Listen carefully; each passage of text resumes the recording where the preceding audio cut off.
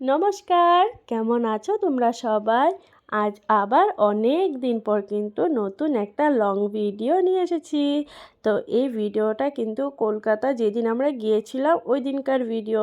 আর তোমরা তো জানোই আমি যেহেতু গিয়েছিলাম ঘুরতে, তো তার জন্য খুব বিজি ছিলাম। তার জন্য কিন্তু সময় মতন ফটো, ভিডিও, রিলস কিছুই কিন্তু আপলোড করতে পারিনি।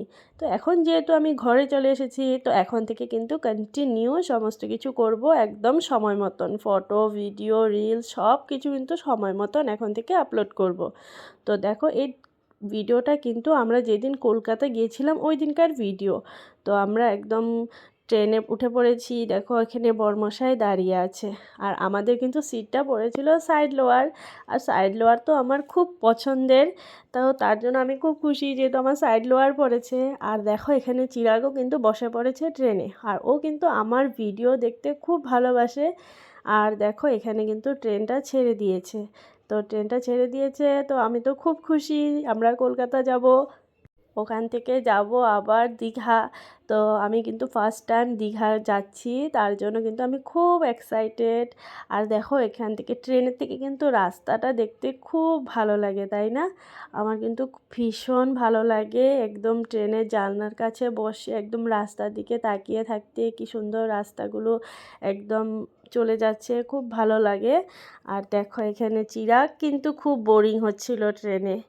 ও মানে কি বলবো, ওর খুব বোর হচ্ছিল ট্রেনে। আর এখানে দেখো বরমশাই কিন্তু বই পড়ছে। আর ও এখানে কি করবে বুঝতে পারছে না। ও শুধু বলছে যে কখন ট্রেন থেকে নামবো, কখন ট্রেন থেকে, ওর খুব বিরক্ত লাগছিল। তারপর আস্তে আস্তে যখন অনেকটা রাত হলো, কিন্তু তখন কিন্তু আমিও বোর হয়ে যাচ্ছিলাম, কেননা খুব মানে কি বলবো, একটা জায়গায় বসে থাকতেও ভালো লাগে না না এত টাইম।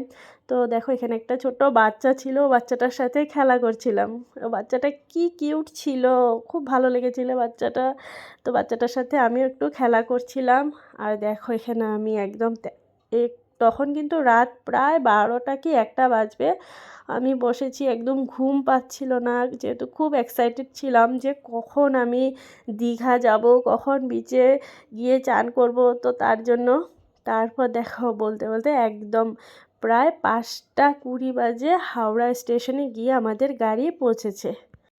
হাওড়া থেকে কিন্তু এখন আমাদের আবার দীঘা যাওয়ার জন্য ট্রেন ধরতে হবে।